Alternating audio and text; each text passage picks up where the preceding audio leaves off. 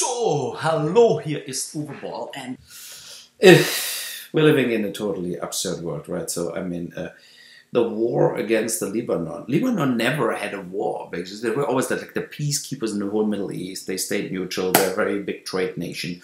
And now I don't even know why the Saudis want to kill them or what. I mean, they have a war right now. They isolate Qatar because they have too much money. That was the first thing what that young prince from the Saudis did. And then they went on fighting against Iran, of course, and against everybody else. And Yemen, they bombed Yemen into the ground, killing civilists with US weapons and what they got sold to do genocide. Yeah. And by the way, the Filipino president Duarte, he came up too this week and said when he was younger and the mayor of the town, he was always driving around with a scooter and shoots people because they were drug dealers, in his opinion, or coffee was too hot, too cold, he got, and whatever, the chibabchichi or whatever the fuck he eats there in the Philippines, dead animals, dogs, apes, whatever. So he had to shoot people from his scooter. And that in the end qualified him to be the president of the Philippines now, because there he's doing it on a bigger scale. He basically shoots everybody, and he has thousands of people that shoot everybody and nobody cares. So, I mean, they should bring all the US amok run shooters from like the church in Texas right over to the Philippines and say, look, here you can shoot whoever you want 24/7.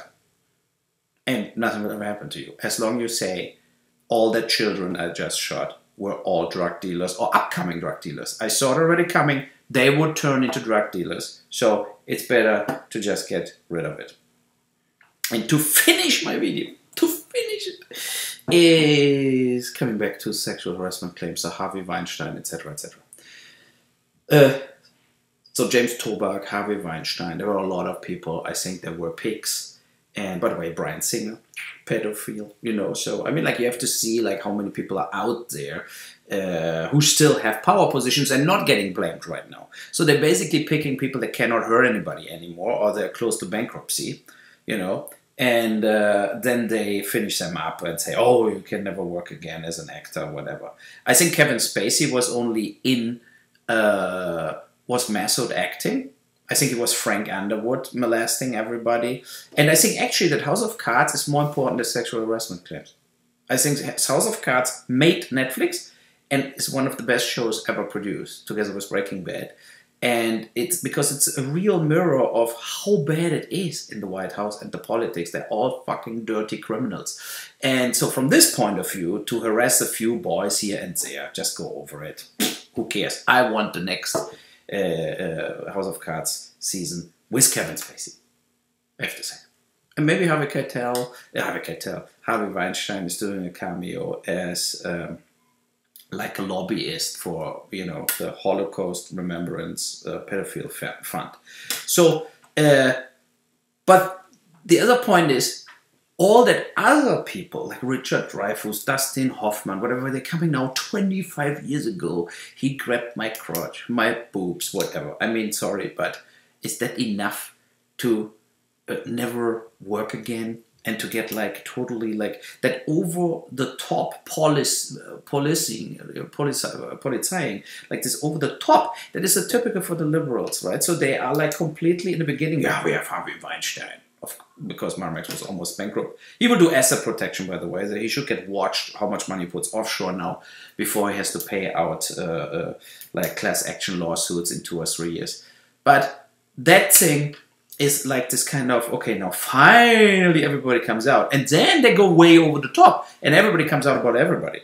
You know, like if you're a secretary of a bank or whatever, you can make him fired. And just saying, oh, he grabbed my ass, boom, that guy's gone. His whole career is destroyed forever.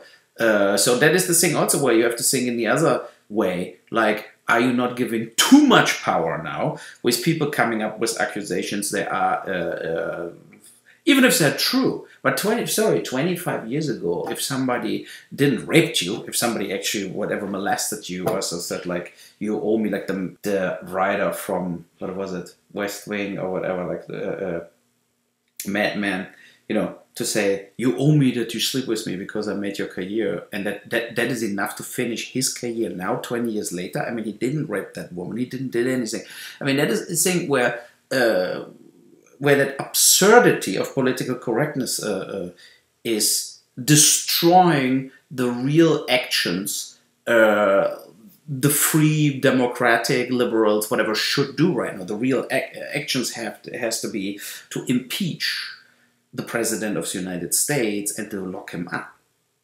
Because he is a criminal and a grabber and a sexual harassment person and everything at the same time. But it looks like, whatever, nobody cares, you know. So I have actually informations that all his funding, billions,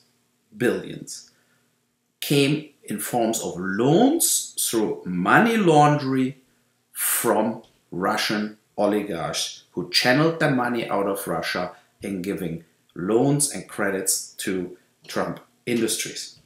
So, and I hope Robert Mueller is going to the bottom of it, because it's so easy if the tax returns would be on the table in full analyzed, you know, because the money and the money flow, like the actual where the money came from, can be in a forensic audit of IRS, can be found. And that is what actually has to happen. I mean, there's nothing to joke around it. It has to go to the bottom of it. I mean, you cannot like indict Manafort because as a lobbyist, he made like 10, 15, 20 million bucks from Russian oligarchs. And you don't go to the top of the line, right? To the people where 20 million is a drop in the bucket. And look at it. Wall Street never financed Trump. Never. Nobody wanted to give him money. Nobody wanted to make deals. And then everybody thought the Deutsche Bank would give him the money, but they also only channeled money to him.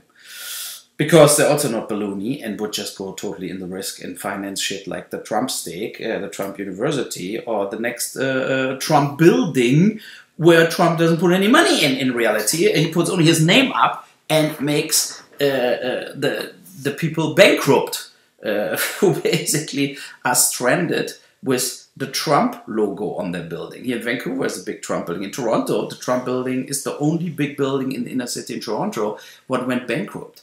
And the Trump thing is gone, and the whole house is auctioned off. And I bet that here in Vancouver, the Trump building, what that guy who invested in it, like 10 years bought or invested, he cannot remove the Trump sign because he had to pay penalties for it. But the Trump sign is hurting that hotel and that building. So that is the reality. Now, so I wish you a good week. And by the way, here was Remembrance Day yesterday. And all the Canadians have that red thing on. And then they asked me why I don't have it on. And I said I was on the other side of the war. I'm a German. So, good night.